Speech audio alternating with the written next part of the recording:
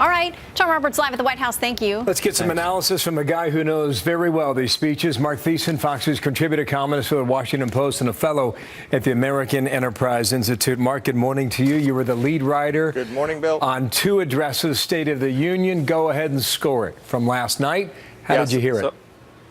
So I can speak with some authority on this. This was not just a good speech for Donald Trump. This was one of the best addresses to Congress that any president has given. Not grading on its curve, not saying this is good for Trump. This was a terrific, objectively a great speech. How come? He was hopeful. He was positive. He was hopeful. He was optimistic. He laid out a positive vision for the country, where he wanted to lead us, and what America looks like when America is great again. I love the technique of using the upcoming 250th anniversary of our independence and asking Americans, what do we want our country to look like when we celebrate our 250th anniversary? And I also like the fact that he disarmed his critics by reaching out across the aisle and asking Democrats to join him in a bipartisan effort to tackle some of these problems, like finding health care for people who are under collapsing Obamacare, immigration, infrastructure, and helping our inner cities. I think that was incredibly disarming. You know, before last night, the Democrats' strategy, their motto was resist. Well, that looks increasingly petty when the President of the United States is standing there saying, let's work together to help poor people struggling in the inner city. Let's help find health care for all of our citizens. They look increasingly small and petty if they don't go along with this. We're trying to piece this together, how it came together, how they made the decisions they did, was what leadership he provided for the team there. And Politico's got a really good write-up. And one of the lines they talk about in the Politico piece is that he thought his message was mischaracterized. And what you did not have, Marc, was the line about American carnage that you had in the inauguration speech 40 days ago. And there was a strong suggestion last night from a lot of different reporting that the White House wanted to make sure you did not capture one of those lines, so that was the standout attention getter. Sure. And that did not happen. I'm just wondering, as a speechwriter, are you aware of that? Well, what is the intent there? What is the purpose behind all that?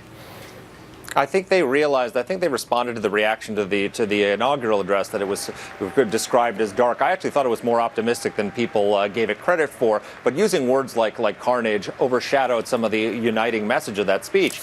And so I think what I hope he learned from last night's experience was that he doesn't need the tactics of the campaign anymore. He's the president of the United States. Those things were great for getting elected, attacking the press, attacking your critics, and all the rest of it. But he has a tool that's far more powerful right now, which is the power of the presidency, which is the power of the bully pulpit. He used the bully pulpit last night to rise above his critics, to rise above the media, and to unite the country behind an agenda. If he continues on that path, and the Democrats don't go along, and the media continues with this hysterical, criticizing of everything he does, then they're going to look small and petty and irrelevant.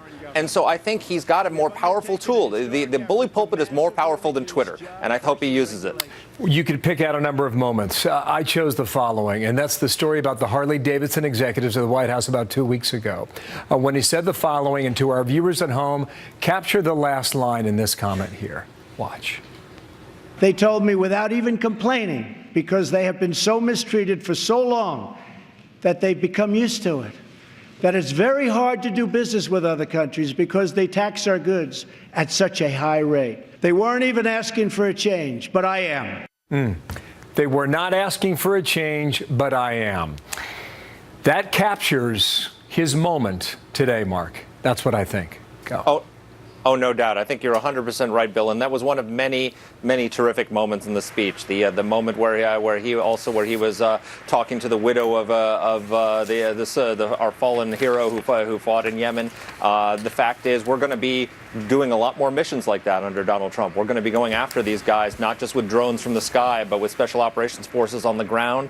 And Americans are going to get ready for a much more aggressive fight against terror. But it was bipartisan. He sided with the American people against the elites, but he did it in a positive, hopeful way. If he continues to take a positive, hopeful approach, he's going to, if you were an American out there who was looking at this, his supporters loved it. His supporters loved the campaign tactics. But if you're somebody who's out there looking, saying, can I get behind this guy as president? Can I, I'm not sure what I think of Donald Trump. Last night you looked at him and said, yeah, I can follow this guy. Yeah, I can do that. The door's open. That's enormously powerful. Thank you, Marc. Marc Thiessen, good comments there, analysis from Washington, D.C. Thank you, Marc. 10 minutes past the hour.